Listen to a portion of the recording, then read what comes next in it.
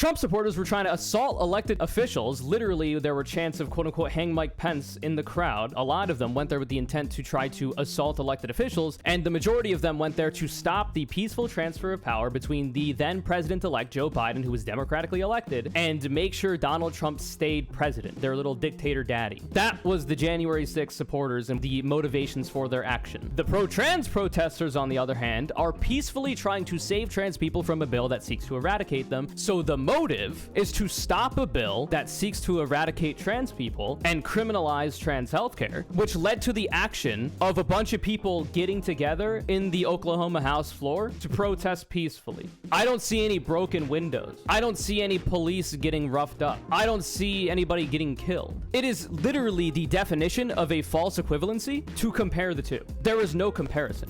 So I'm hearing talk there's actually a trans insurrection going on in Oklahoma. Or at least that's how people like Ben Shapiro and noted 1488 poster Jack Posobeic are describing it. It looks like in Oklahoma, there are chants of trans lives matter and people who have occupied the Oklahoma House floor. So let's see what's going on here. So they're saying trans lives matter, which I agree with, frankly. Call me crazy, but I do think that trans people's lives matter. I think that's true. Now, that might be a bit controversial. I think that's true. And frankly, I'm not scared to say it.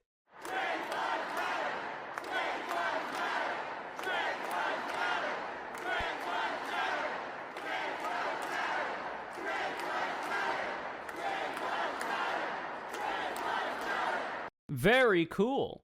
Now, of course, there are a bunch of dumbass right-wingers that are going to try to make a false equivalency between this and January 6th, which you could see very obviously in the comments. Are you ready? Here we go. It's an insurrection like January 6th. Get the police. The hypocrisy of the left occupying a government building like this is immense. Remember, folks, it's a dangerous insurrection when Trump supporters do it. It's an act of bravery and virtue when it's trans activists in Oklahoma or teachers union stooges in Wisconsin. Because Ben Shapiro is literally a child and doesn't understand that you can do things like this for different reasons, right? There are actions and then there are motives to explain the actions. I think Ben Shapiro is actually intelligent enough to know that, but he doesn't care. Because everything he does is based on political motives that he has and the quest to attain power, which is the same for every other conservative. Like, it's actually absurd. So we'll get into that in a second. But what these people in Oklahoma are protesting is the so-called Millstone Act, which is a bill that seeks to ban gender-affirming care to anybody under the age of 26. So it's not, oh, what about the children? What about the children? You can't be giving gender-affirming care to children, even though all major medical associations say that that is the correct course of action for the treatment of gender incongruence or gender dysphoria or, you know, children having questions about their gender identity. But so it's not just what about the children, even though when it comes to children, it's a non-issue that they're trying to make into one. They want to ban it for adults as well. Clearly. And if you've watched any pro-trans person out there talk about this, we've always been abundantly clear that it is not just about the children here. They don't just care about attacking children. They do not want any trans people to exist. They want zero trans people to exist. That is their ultimate goal. The methods and pathways they take to get there are long and winding, but that is the ultimate goal. That is their solution to the trans question or trans debate, as a lot of the conservatives put it. So, an Oklahoma Senate bill filed late Wednesday would prevent a person under the age of 26 from accessing gender-affirming healthcare, the latest sign that conservatives are seeking to block the procedure for not only children, but people well into adulthood. The bill filed ahead of the legislature's February start would bar healthcare providers in Oklahoma from administering a recommended gender-affirming medical care, including puberty blockers, hormones, and surgeries for patients younger than 26 years old. All of these, by the way, are the standards of care. All major medical organizations endorse that kind of gender-affirming medical care. punishable by an unclassified felony conviction and the possible revocation of their medical license for, quote, unprofessional conduct. So you'll notice they're going after the doctors before they go after the trans people themselves. Now, there are some things out in different conservative states that are trying to directly target trans people under the guise of banning drag queens. So there was a recent one we talked about in the most recent video before this one, or two before this one, where they're trying to make it a crime to monologue in public while dressing in clothes that are not what corresponds to your gender assigned at birth. It's very strange wording and very vague because that would essentially allow the state to just arrest any trans person or any gender nonconforming cis person for monologuing in public, aka you could just be talking to like a group of people, perhaps even your friends, and they could probably twist that to be monologuing, right? Because it's supposed to be vague. The measure would also prohibit public funds from being used to either directly or indirectly provide gender-affirming healthcare to an individual younger than 26 and bar the state Medicaid program for covering procedures related to a person's gender transition.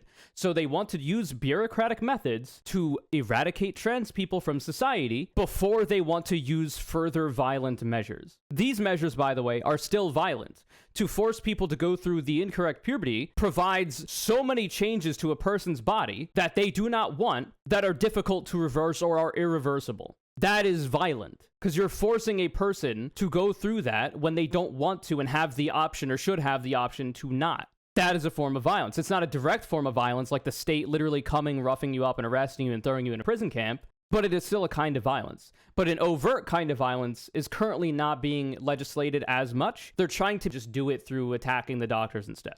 The legislation being introduced by Oklahoma GOP State Senator David Bullard, who last year authored a new state law that prohibits transgender youth from using school restrooms or locker rooms consistent with their gender identity, the American Civil Liberties Union, the ACLU, has filed a lawsuit on behalf of 3 transgender students against that law. The bill filed Wednesday is titled the Millstone Act of 2023, a reference to a Bible passage that a person would be better off tying a large boulder around their neck to, quote, be drowned in the depths of the sea than harm a child. So they're calling it the Millstone Act, which seems to suggest that it is a bill that is trying to protect children, because that's what the millstone reference means, which, by the way, calls for the execution of the people rendering the standards of care that all major medical organizations have come to a consensus on for the treatment of gender incongruence in trans youth, and even adults in this case, but they're also targeting adults. So they're essentially alluding to the idea of what Matt Walsh was talking about, where he said that any doctor that provides gender-affirming care to anybody should be given a capital offense and be given the punishment consistent with that, which is the death penalty, right? They want to kill the doctors that provide gender-affirming care to trans people. And that is what this is a vague dog whistle to.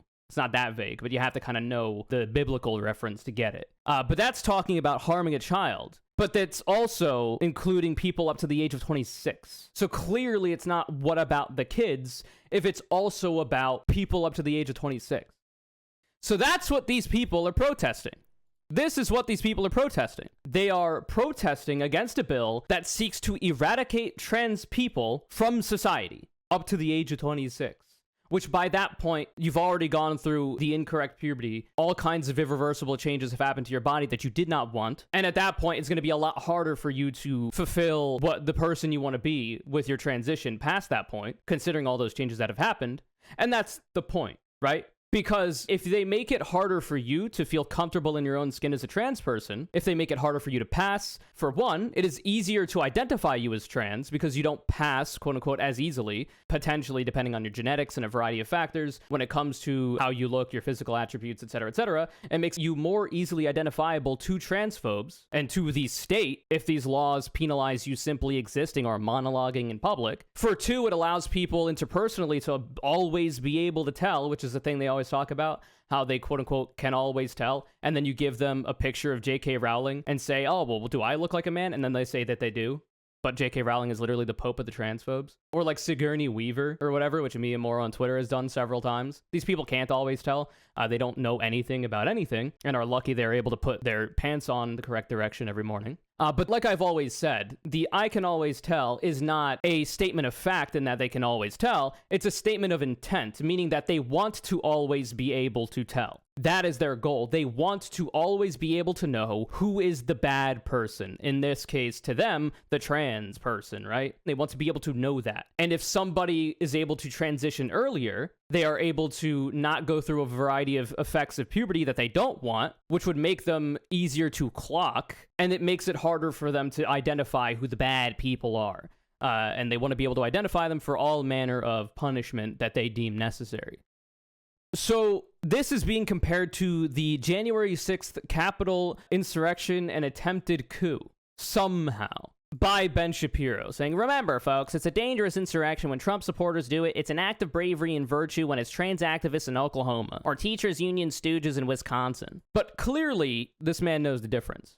So I wrote, because I might as well just read it if I've already written it, Trump supporters were trying to assault elected officials. Literally, there were chants of quote-unquote hang Mike Pence in the crowd. There were people talking about that on social media platforms as well. They also had violent intent for people like Nancy Pelosi. You can bet your ass they probably had violent intent should they be able to find them, people like AOC and Ilhan Omar. So they went there with the intent, a lot of them went there with the intent to try to assault elected officials, and the majority of them went there to stop the peaceful transfer of power. There has been zero evidence that the election was in any way compromised. It has been reviewed ad nauseum, and a lot of the times it actually makes Biden win by more votes in a lot of the audits. They went there to stop the peaceful transfer of power between the then president-elect Joe Biden, who was democratically elected, and make sure Donald Trump stayed president.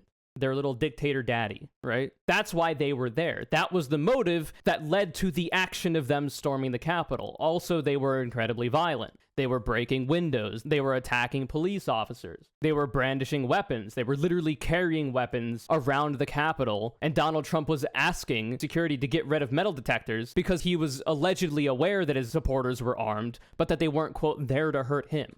That was the January 6th supporters and the motivations for their action. The pro-trans protesters, on the other hand, are peacefully trying to save trans people from a bill that seeks to eradicate them, like I was just talking about earlier. So the motive is to stop a bill that seeks to eradicate trans people and criminalize trans healthcare, which led to the action of a bunch of people getting together in the Oklahoma House floor to protest peacefully. I don't see any broken windows. I don't see any police getting roughed up. I don't see anybody getting killed. So we've actually got somebody that was ostensibly there. Oh shit, I guess this person's probably getting a lot of negative attention from this, unfortunately. Because Ben Shapiro retweeted it, and also Jack Posobeic, noted neo-Nazi, retweeted it. She said, some clarifications for the comments. All of them are Oklahoma residents. We had a lawful permit to protest. They were civil with the security despite receiving less privileges on the floor than other protests have. And they left peacefully as soon as the address was done. And that seems to be borne out in what we know about the protest. So it is literally the definition of a false equivalency to compare the two. There is no comparison because there is a difference between action and motive that influences that action. But Ben Shapiro understands this. He's just doing a false equivalency and being disingenuous in his commentary in order to push his political agenda.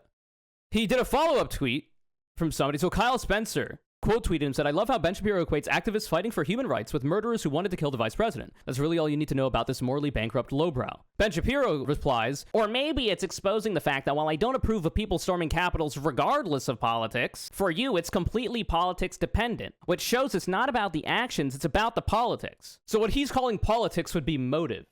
And the motive is political because through the political realm of legislation, trans people are at threat of eradication from this Oklahoma bill. That is what's being protested. That is the motive or the politics. The action is the not storming of a capitol, you pussy bitch. If this scares you, you probably shouldn't be able to access a driver's license because you're going to be too anxious on the road. Because I guarantee you more violent shit is happening on the road in your regular commute. You might not be able to participate in public society because you're too scared if this is scary to you. If this is storming a capitol to you. This is a group that allegedly had a permit and were peaceful and left in an orderly manner. So this is projection as it always is. Because Ben's entire motive to do anything that he does is political power. He wants political power and he'll do and say whatever he needs to do in order to attain it. There are so much of his body of work you could use to buttress that point and provide substantiation for it.